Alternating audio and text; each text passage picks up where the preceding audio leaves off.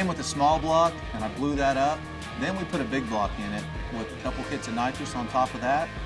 That's when the game started changing. Farmtruck thought street outlaws would make him rich. Instead, it nearly destroyed his life. For years, he smiled through a medical condition that left half his face paralyzed.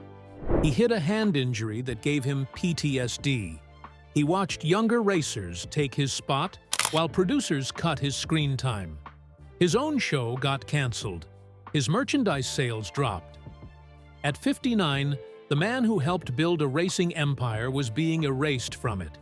The saddest part? He never saw it coming until it was too late. Shaun Whitley was born on March 29, 1966, in Oklahoma City. From the very beginning, there was something intense and competitive about him. He was an Aries, and that energy would shape almost everything in his life. Aries people are known for being bold, fast-moving, and always pushing to be first. Shaun was no exception. Now, 58 years old, he's still chasing that same thrill. But his story didn't start with fame. It started with a flashlight and a truck that caught fire. When Shaun was just 12, his dad's 1956 Ford pickup became the center of his world. But he wasn't driving it yet. Instead, he was standing in the middle of the road on Route 66, holding up a flashlight to start illegal street races. That truck had a dirt track racing motor, and it would literally catch fire at stoplights.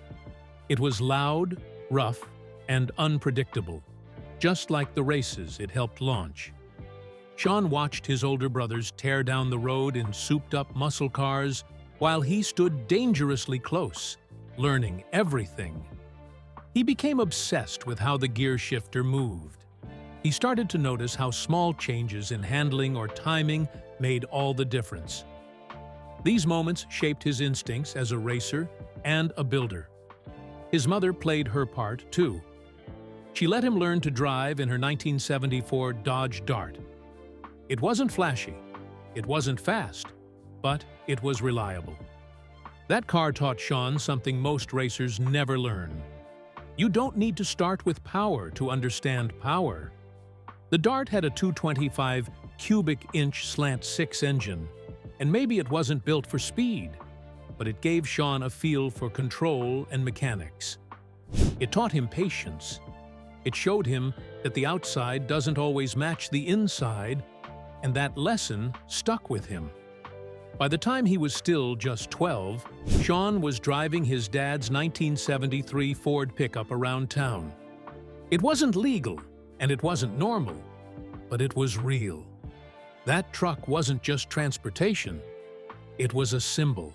It tied Shaun to his father, to the street, and to the idea that strength could come from what looked like weakness. Other kids his age were on bikes. Shaun was learning how to control a full-size truck.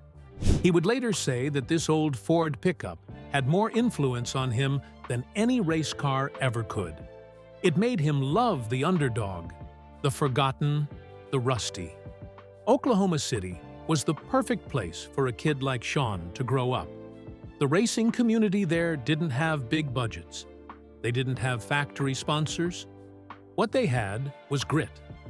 Everyone shared parts, tips, and stories.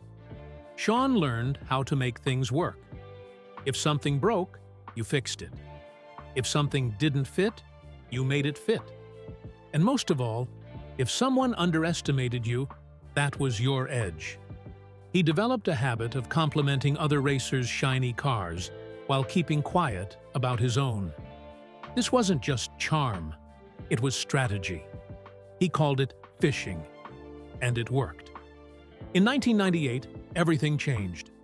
Shaun saw a tiny ad in Auto Trader magazine. It said, "Very fast truck for sale." No big description, no pictures, just those 5 words. He called, showed up, and saw a weathered 1970 Chevy C10. Most people would have walked away. It looked like junk. But Shaun didn't care about looks. He saw potential. The truck had been modified before, and Shaun realized this could be his foundation.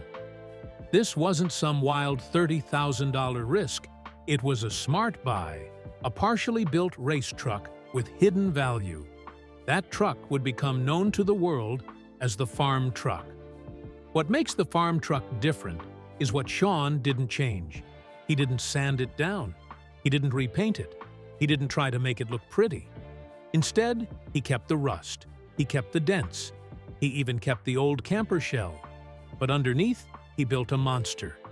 A heavily modified big block V8 engine turned this clunky truck into a real threat. Sean had turned a joke into a weapon. The truck even had a zzz license plate, like it was asleep. But the moment it launched, the laughter stopped. People on the street underestimated it, again and again. That was the point. The whole idea was to let people feel confident before wiping the smile off their face. Sean had mastered the art of the sleeper car, a vehicle that looks like nothing but hits like everything. It wasn't just clever, it was psychological warfare. And it worked. Route 66 had taught him how to read people. It wasn't just about engines and tires. It was about behavior, confidence, timing. Sean knew when someone was bluffing. He could tell if they were nervous. That's what made him dangerous. He didn't just race the car, he raced the racer. His years standing in the middle of the street with a flashlight had trained him to notice everything. Sean never set out to be a star. He just loved racing. It started in Oklahoma City's underground scene, where you had to earn respect one win at a time. That's where he met AZN. The two clicked immediately. They didn't look like typical racers, and they didn't act like them either. But together, they had something real. They started gaining attention not because they had the flashiest cars, but because they never backed down and always brought something clever to the table. Their bond turned into something bigger when they began hosting races for regular people. These weren't pros with endless budgets. These were daily drivers, the kind you see on the street. Sean and AZN gave them a platform. They weren't just racing anymore. They were building a movement. That's what made Sean more than just a racer. He became someone people could look up to. His current net worth sits around $500,000. Every cent of that came from turning raw street passion into something sustainable. Everything changed in 2013. That's when Discovery Channel launched Street Outlaws. Sean wasn't chasing fame. He already had a name in his city. But when the casting call came, he went in holding the 10th spot on a list that ranked the fastest racers. That made him the wall new racers had to climb to join the list. It wasn't an easy spot to hold, but Sean didn't just hold it. He became a fan favorite. The show blew up. And Sean's laid-back style, dry humor, and undeniable skill made him unforgettable. What really set things off was his truck. It was a beat-up 1970 Chevy C10 long bed. He found it through a magazine ad that just said it was fast. When he saw it, he didn't believe it. It looked like a farm truck, ugly and old. But the second he drove it, he knew. It had a big block V8, a two-stage nitrous system, and a digital ignition controller. It was hiding fire under rust. It could run the quarter mile in 10.7 seconds. That's the kind of speed that usually costs 10 times as much. Even better, his dog Louise was always in the passenger seat. People loved that. A man, his dog, and a truck that could blow your doors off. That's what made him a legend. In that first season of Street Outlaws, Sean was the gatekeeper. Every new racer had to get past him. Names like Brandon, Freakin' Riken, and Tina Pierce, who was called the fastest female racer in Oklahoma, came for him. But he stayed on top. He didn't lose his spot once. He stayed humble and let the races do the talking. His videos started getting hundreds of thousands of views. His merch started selling. By the end of the season, Sean had become more than just a racer. He was the kind of person people wanted to root for. Sean's success on TV and in races gave him the momentum to expand. He wasn't just racing. He was customizing cars now. His shop sent his truck to Hot Rods to Hell in California. They took the original crate engine and swapped it for a 632 cubic inch monster with over 1,000 horsepower. It had 2 stages of nitrous, a Rossler transmission, and a 9-inch quick performance rear end. He made it powerful, but he made it stable too. QA1 shocks kept it grounded. But Sean didn't stop there. He opened the FNA Firehouse in Oklahoma City. It's a garage, but it's also a fan destination. It sells merch. It draws visitors. It keeps the brand alive. The FNA Firehouse runs daily from 10 in the morning to 5 in the evening. They sell everything from shirts to sweaters through a deal with Tri-City Clothing. They created 3 clothing lines called Blaze, Ignite, and Reflect. Orders take around 12 days because of high demand. They even offer local delivery and USPS shipping. The place isn't just a store, it's a home base. It's where fans come to meet the guys, see the shop, and feel like they're part of something. Online, Sean's also made his mark. His YouTube channel now has 430,000 subscribers. It's posted over 580 videos and pulled more than 6.6 million views. The content is personal. Behind-the-scenes looks, car tours, shop walkthroughs. It's not just a side gig. It's a full platform that brings in real money through ads and sponsors. He once ran a promo for reaching 405,000 subscribers with a shopping coupon, an inside nod to Oklahoma City's area code. That's how he keeps it local, even while growing a national audience. On the track, Sean's had ups and downs. His record on Street Outlaws shows 5 wins and 19 losses in official list races. But those numbers don't tell the whole story. Sean plays a long game. He downplays his truck's speed to bait opponents into betting.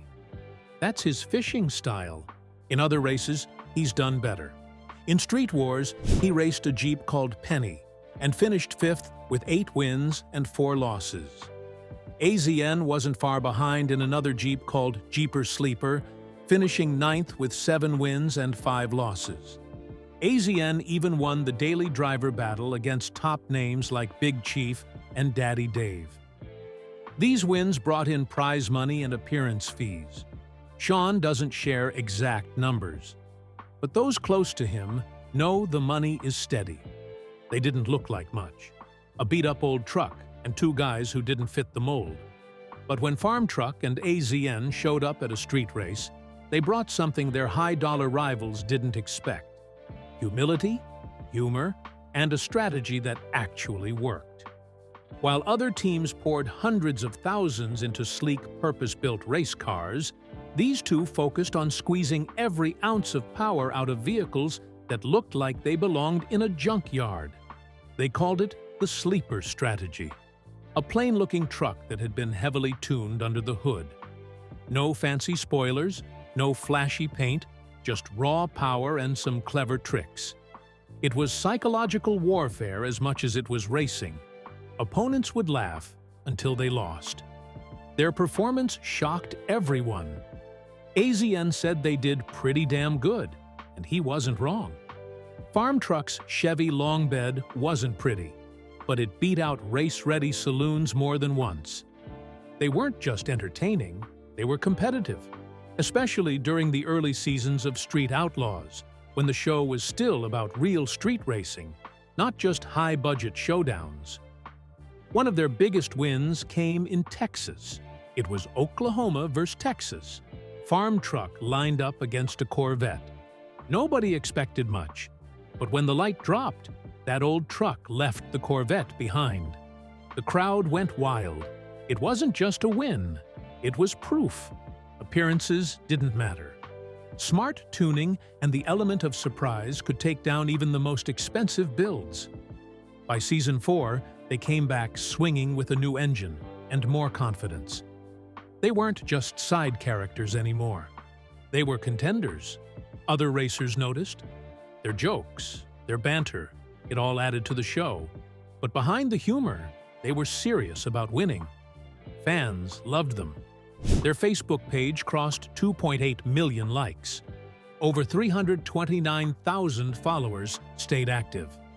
That's more than many mainstream celebrities. But the fans weren't just there for the racing. It was about personality. AZN wasn't just the sidekick anymore.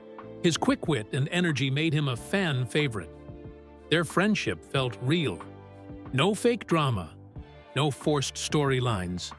Just two friends doing what they loved, and doing it well. Their appeal grew beyond the main show. They became central to Street Outlaws, No Prep Kings, which launched in 2018 with 32 of the biggest names in that style of racing. Farmtruck and AZN weren't just racers now. They were mentors and hosts. They helped launch Street Outlaws, locals only in 2023. In that series, they hit the road to spotlight unknown racers around the country. Fans praised the format. It felt like a return to real street racing before the money changed everything. They got their own dedicated show too. Street Outlaws, Farmtruck, and AZN let fans dive into their world even more. It followed their custom builds and day-to-day racing life.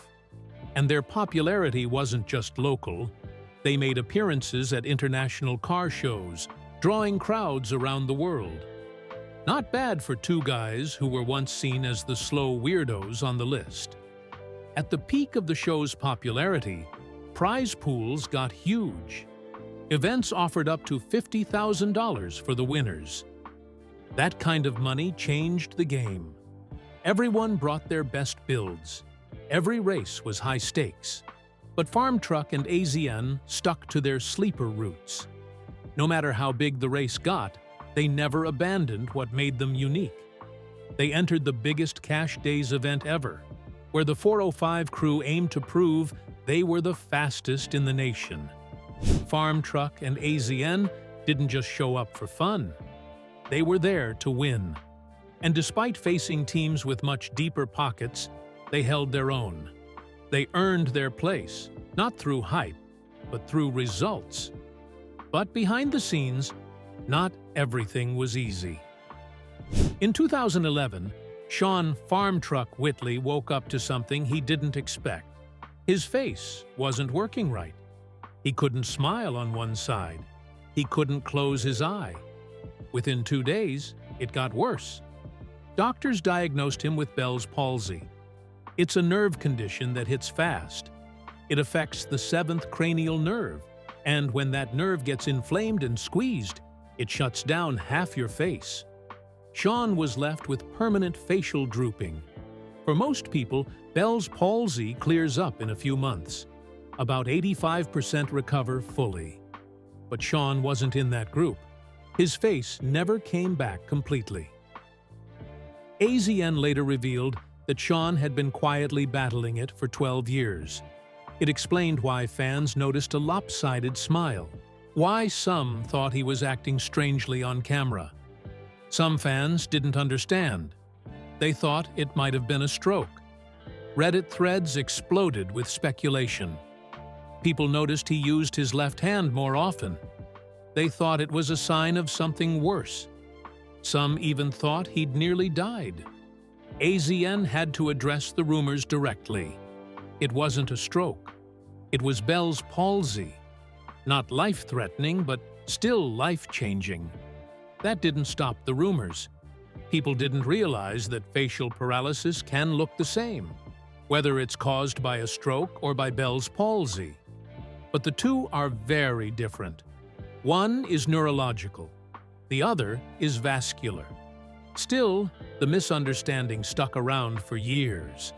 Bell's palsy hits about 40,000 Americans every year. It mostly affects people between 16 and 60. Sean fit that range exactly when he was diagnosed. The cause is usually a virus, something like herpes simplex or Epstein-Barr. Stress and lack of sleep can also play a role.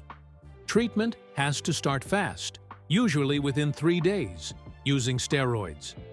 But even fast action doesn't guarantee full recovery. Doctors use something called the House-Brackman scale to measure it. Grade 1 is totally normal. Grade 6 is full paralysis. Sean ended up somewhere in the middle. He regained some movement, but the asymmetry remained.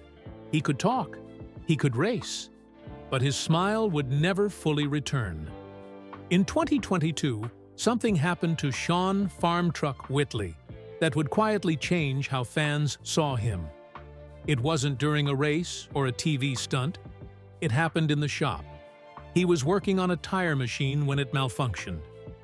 The machine crushed a finger on his right hand. The damage was serious. There was no tissue loss, but it left lasting effects.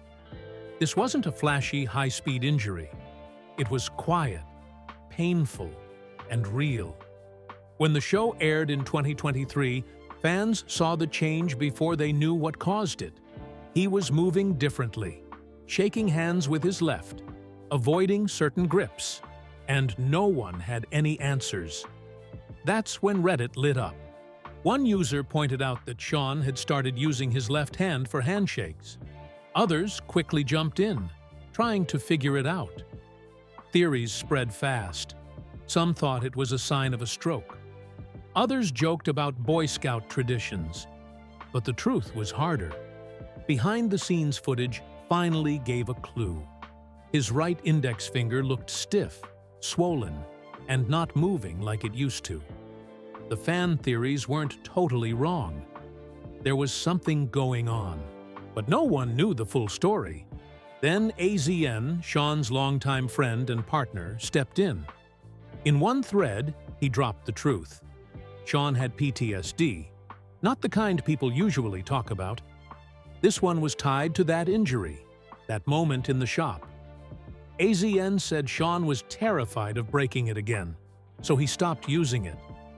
Left hand it is, AZN explained. It wasn't about habit, it was about fear. And that fear ran deep. Medical studies show how trauma like that doesn't just hurt the body. It gets into your mind. And that's exactly what happened to Sean. His right finger never recovered fully. Behind-the-scenes clips showed how stiff it had become. It couldn't move normally. It struggled to bend and straighten. That kind of limitation changes everything for a guy who works with cars. Doctors say you need at least 61 degrees of motion in the finger's main joint to use it properly. Sean clearly didn't have that. And even when the pain got better, the fear didn't. That's why even now, he still avoids using it in public unless he feels safe. This injury didn't just hurt his body. It marked a bigger shift in his career. Around the same time, Sean and AZN started getting pushed to the edges of Street Outlaws. They weren't getting the same race invites. The vibe at race nights felt colder. AZN admitted they felt like outsiders. It stung. They had been part of the show since the start. Now, it felt like they weren't wanted anymore. And no one told them why. Part of the problem was the truck. Sean's Chevy C10 was heavy. Over 1,000 pounds heavier than most race cars. It wasn't built to win. It was built to entertain. But that became a problem. Other racers saw it as a guaranteed win. There was no suspense, no surprise. And for a TV show built on tension, that's a big issue. So the producers started cutting them out. Less screen time, fewer races, more goofy segments. Fans noticed. And so did Sean. This wasn't a sudden cut, it was slow. It started around 2018. One race less here, one scene less there. By the time 2020 hit, they were barely in the main show. AZN said the mood turned dark. They were hurt, frustrated, and confused. They had built a brand around fun, community, and wild car builds. Now it felt like none of that mattered. Even their merchandise sales and appearance fees dropped. Everything was slipping, and it affected them deeply. They even thought about walking away for good. Their spin-off show didn't help. Street Outlaws, Farmtruck, and AZN got its chance, but it didn't land. Ratings were low. It got canceled. That was the final straw. They knew they had to make a change, so they did something risky. They pitched a new show, something different. It was called Street Outlaws, Locals Only. And the wild part? They filmed a whole season without any promise it would air. They went all over the country, city to city, track to track, finding 8 racers in each place. Locals only. Winner got $5,000, but if they made it through, they'd face a Street Outlaws legend for more. It wasn't just about money. It was a chance to be seen. A real shot for racers who might never make it on TV otherwise. And the guys took it seriously. Sean and AZN told each racer, this could be your moment. But deep down, they were scared. What if no one aired it? What if they had just wasted everything? That fear wasn't new. After every season, Sean and AZN always thought it might be their last. They'd pack up, ready to move on. But somehow, the show kept getting picked up. It happened again with Locals Only. It aired. People loved it. It got renewed. Viewers in Ohio, Virginia, Minnesota, Kentucky, and Oklahoma all tuned in. It wasn't just another Street Outlaws show. It became a proving ground for local legends. That success changed Sean's role forever. He wasn't just racing anymore. He was mentoring, helping young guys get their break, coaching them on and off camera. Some froze in front of the lens. Sean understood.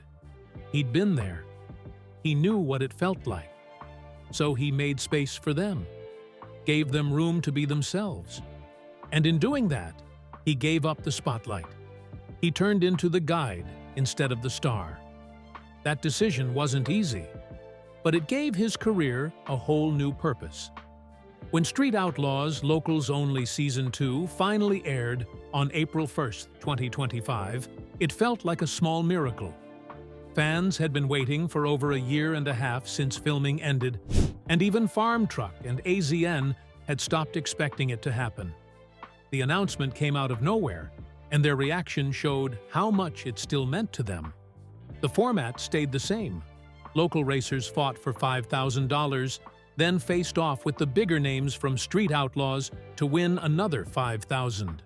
The season had 6 episodes, each filmed in a different place: Ohio, Kentucky, Minnesota, and New England. But what stood out even more was how rare car shows have become on television. Discovery Channel barely has any left. Motor Trend mostly airs reruns now. New car content is fading, so the fact that this show is still running means something. It's more than just fast cars and burnouts. It's one of the last real pieces of automotive entertainment left on mainstream TV. And there's more to it than just the cars. Sean Whitley's story adds something real. It's not just another underdog tale. His battle with Bell's palsy and a hand injury created serious challenges. Bell's palsy usually goes away within a few months with treatment. Sean's case didn't. Still, he never stepped back. Doctors said resting might have helped him recover completely, but Sean kept racing anyway. That's who he is. He refused to walk away, even when it would have made things easier. For fans, his grit stands out. He's not some invincible racer. He's a guy who gets knocked down and keeps going. His friendship with AZN makes that story even stronger. They met during a race, not long after AZN's father passed away. Since then, they've built something rare. They trust each other. They support each other. And that bond powers everything they do. It's real. It's personal. And it's why fans stick around. At 59, Sean Whitley knows retirement isn't far off, but he doesn't talk much about it. He's not the kind to make dramatic announcements. Instead, he focuses on what's next. Right now, that means building up their garage empire. They've got a 10,000 square foot facility that's either brand new or newly rebuilt, depending on which phase of the project you catch. It's a serious investment, not something you do when you're ready to quit. They picked Bethany, Oklahoma, on purpose. It's close to the original Street Outlaws scene and gives them room to grow without leaving their roots. Their business isn't just about racing anymore. YouTube brings in steady views. Merchandise sells fast, and Discovery Channel still wants them. That kind of setup could last, even if Sean steps back from driving. People might wonder when the end will come. But when you look at what they're building, it's clear they're thinking about the future. They're not done yet.